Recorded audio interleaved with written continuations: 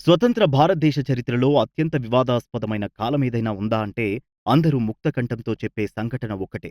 అదే ఇందిరాగాంధీ. ప్రజలకు కనీస హక్కులు లేకుండా చేస్తా ఇంప్లిమెంట్ చేసిన 1975 ఎమర్జెన్సీ టైం. భారతదేశ చరిత్రలో చీకటి రోజు అది. ఒక్క కలంపోటుతో ప్రజాస్వామ్యాన్ని కూనీ చేసిన రోజుగా చరిత్రకారులు వర్ణిస్తారు. సరిగ్గా 49 ఏళ్ల కిందట అప్పటి ప్రధాని ఇందిరాగాంధీ అధికారం కోసం యావత్ జాతి స్వేచ్ఛా స్వాతంత్ర్యాలను హరించిన రోజు. ఇకపోతే ఆ రోజుల్లో ఇందిరా అపోనెంట్ రాజ్ నారాయణ్ తరపున వాదించిన లాయర్స్ లో ఒకరైన జేపీ గోయల్ దేశంలో ఇందిరా ఎమర్జెన్సీ ప్రకటించిన రోజు జరిగిన ఘటనలకు ప్రత్యక్ష సాక్షిగా ఉన్నారు. గోయల్ చెప్పిన ఆ విషయాలను ఆయన కుమార్తె Rama Goyal saving India from Indira పేరుతో పుస్తకంగా తరువాత రోజుల్లో తీసుకువచ్చారు. 1975లో ఇందిరాగాంధీ ఎమర్జెన్సీ డిక్లేర్ చేయడానికి అసలు కారకులు ఎవరని అనుకుంటున్నారు?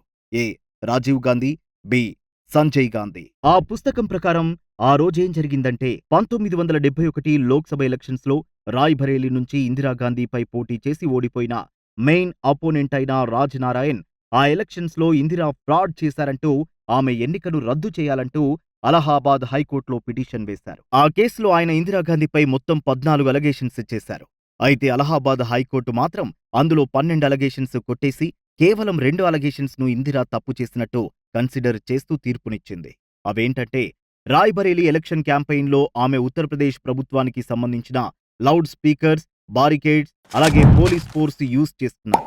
అది చట్ట ప్రకారం నేరం. ఇకపోతే ఇందిరా చేసిన మరొక తప్పేంటంటే యశ్పాల్ కపూర్ అనే గవర్నమెంట్ ఆఫీసర్ను ఎలక్షన్ ఏజెంట్‌గా నియమించడం. సర్వీస్‌లో ఉన్న ప్రభుత్వ ఉద్యోగిని రాజకీయ నేతల సొంత పని కోసం రిక్రూట్ చేసుకోకూడదు. అయితే యశ్పాల్ మాత్రం రిజైన్ చేయకముందే ఇందిరా కోసం ఎలక్షన్ క్యాంపెయిన్‌లో పనిచేస్తూ స్పీచ్‌లిచ్చారు. ఇది కూడా చట్టరీత్యా నేరంగా అలహాబాద్ హైకోర్టు పరిగణించింది. ఈ 2 తప్పులకు గాను 1975లో అలహాబాద్ హైకోర్టు ఆమె ఎలక్షన్‌ను రద్దు చేయడమే కాకుండా ఆమెను 6 ఏళ్ల వరకు ఎలాంటి ఎలక్టెడ్ పొజిషన్స్ కి అర్హులు కాదు అని బ్యాన్ చేస్తూ వెర్డిక్ట్ ఇచ్చింది. అలాగే ఇందిరా గాంధీని ప్రైమ్ మినిస్టర్ పదవి నుంచి తొలగిస్తూ మరొక ప్రధానమంత్రిని ఎన్నుకోవడానికి 20 రోజులు టైం ఇచ్చింది. అయితే ఇందిరా మాత్రం రాజీనామా చేయకుండా హైకోర్టు తీర్పును సవాల్ చేస్తూ సుప్రీంకోర్టును ఆశ్రయించారు.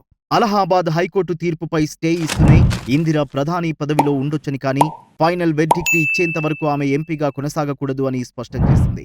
అలాగే పార్లమెంట్లో ఇందిరా మాట్లాడవచ్చు కానీ ఓటు వేసే అధికారం ఆమెకు ఉండదని ఆ తీర్పులో పేర్కొన్నారు. ఇదే మంచి అవకాశంగా భావించిన కాంగ్రెస్ ప్రత్యర్థులు కాంగ్రెస్ ప్రభుత్వాన్ని ఎలాగైనా గద్దెదించాలని రాజకీయ పావులు కదిపారు. దానికి అనుగుణంగా ఇందిరాగాంధీకి వ్యతిరేకంగా దేశ నలుమూలల ర్యాలీలు చేయడం ప్రారంభించారు. మరోపక్క ఇందిరాకు సపోర్టుగా కాంగ్రెస్ నాయకులు ర్యాలీలు చేయడం స్టార్ట్ చేశారు. ఇలా కోర్టులో అలాగే బయట కూడా తనకి వ్యతిరేకంగా గాలి వీస్తుంది అని భావించిన ఇందిరాగాంధీ ఎలాగైనా తన ప్రధానమంత్రి పదవి కాపాడుకోవాలని తలచి అప్పటి ప్రెసిడెంట్ అయిన ఫక్రుద్దీన్ అలీ అహ్మద్‌కు లెటర్ రాసి 25 జూన్ 1975 రోజున దేశంలో ఇంటర్నల్ డిస్టర్బెన్సెస్ ని కారణంగా చూపుతూ ఆర్టికల్ 352ని యూజ్ చేస్తూ ఇండియాలో నేషనల్ ఎమర్జెన్సీ డిక్లేర్ చేశారు.